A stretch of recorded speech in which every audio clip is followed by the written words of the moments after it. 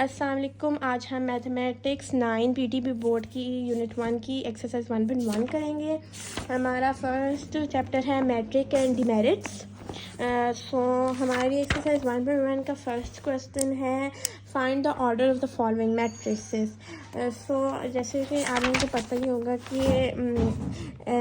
ये एक मैट्रिक्स होता है, रेक्टेंगल एरे और formation of collection of real numbers enclosed bye brackets. जो मैट्रिक्स में ये वाली चीज़ होती है वो कॉलम होता है और ये रो होती है। लाइक मैं आपको यहाँ पे बताती हूँ, ये एक मैट्रिक्स है, ये हम इसमें एलिमेंट्स लिख लेते हैं। उसकी ये जो है वो ये कॉलम है और ये तीनों रो हैं। तो अब हमारे पास क्वेश्चन ये है कि फाइंड द ऑर्डर। ऑर्डर ये होता है कि आपके उसमें कितने रोज़ हैं और कितने कॉलम्स हैं, तो हमें ये देखना है। अब जैसे जो एग्जांपल मैंने आपको दी है उसमें 2 कॉलम्स हैं और 3 रोज़ हैं।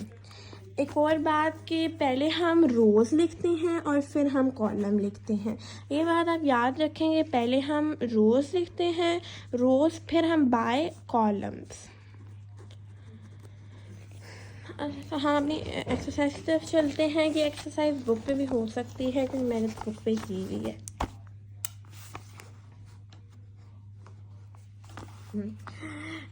ये हमारा फर्स्ट मैट्रिक है, मैट्रिक्स ए। इसमें हमारे पास 2 ही रोज़ हैं, 2 ही कॉलम्स हैं सॉरी, और 2 ही हमारे पास रोज़ हैं। इसका क्या होगा, इसका ऑर्डर होगा 2 by 2।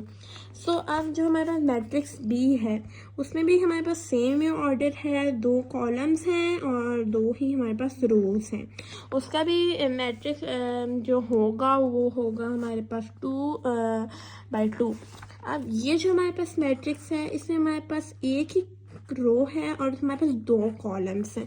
पहले हम रो लिखते हैं और फिर हम कॉलम लिखते हैं। तो पहले हम 1 लिखेंगे क्योंकि 1 इसके पास रो है, और फिर हम कॉलम्स हमारे पास 2 हैं तो हम 2 लिखेंगे। अब जो हमारे पास मैट्रिक्स डी है उसमें हमारे पास 1 2 3 हमारे पास रोज़ हैं और एक हमारे पास कॉलम है। तो पहले हम जैसे कि रोज़ लिखते हैं तो हम पहले रोज़ लिखेंगे जो कि है 3, और फिर हम कॉलम्स लिखेंगे क्योंकि इसमें एक ही कॉलम है तो हम एक ही लिखेंगे ऑफ कोर्स। हमारे पास जो मैट्रिक्स ई है उसमें 1 2 3 रोज़ हैं और 2 कॉलम्स हैं। हम पहले रोज़ लिखेंगे और फिर कॉलम्स लिखेंगे, तो हमारा आंसर आएगा 3 by 2।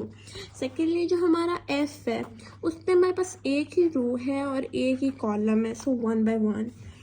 अब ये हमारा जी मैट्रिक्स है, उसमें हमारे 1 2 3 और 3 कॉलम्स हैं और 1 2 3 हमारे पास 3 रोज है, तो 3 by 3। And in matrix H हमारे पास 1 2 3 हमारे पास 3 कॉलम्स हैं हमारे पास। आई एम सॉरी ये गलत हुआ है, मैं इसको ठीक कर देती हूँ। 3 कॉलम्स और हमारे पास 2 रोज़ हैं। तो हम पहले रोज़ लिखते हैं, इससे पहले हमने 2 लिखा है और फिर हम बाद में कॉलम्स लिखते हैं, तो हमने बाद में कॉलम्स लिखे जो कि है 3। अब हम क्वेश्चन 2 की तरफ मूव करते हैं और हमारा क्वेश्चन 2 क्या है, which of the following matrices are equal. इधर अब हम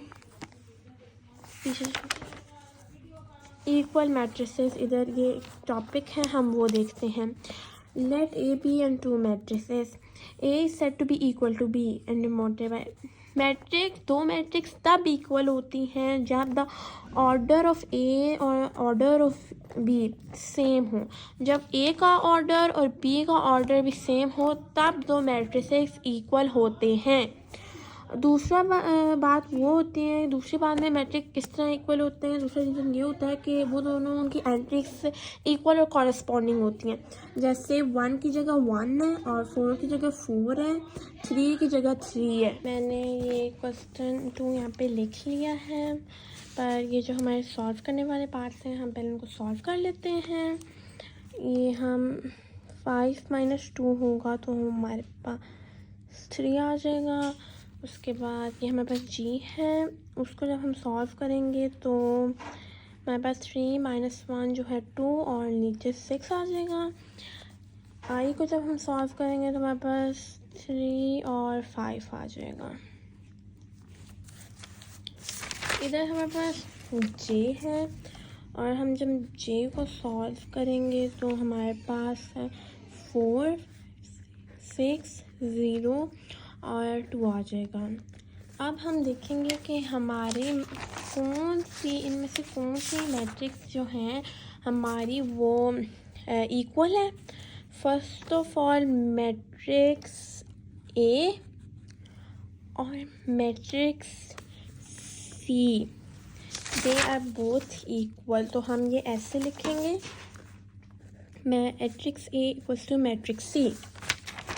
सेकेंडली हमारी जो मैट्रिक्स बी है वो और matrix I R equal.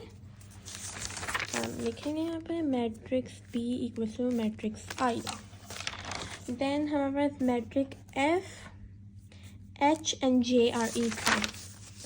F equals to H and A equals to J। हमारे पास मैट्रिक्स G और F भी इक्वल है।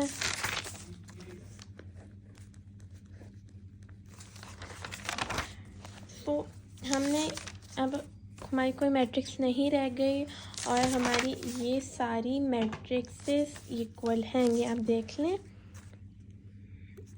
Matrix A and C, matrix P and I, E H J H G और F, ये सारी matrix जो हैं हमारी इक्वल हैं। तो आज के लिए इतना ही। अल्लाह हाफिज़।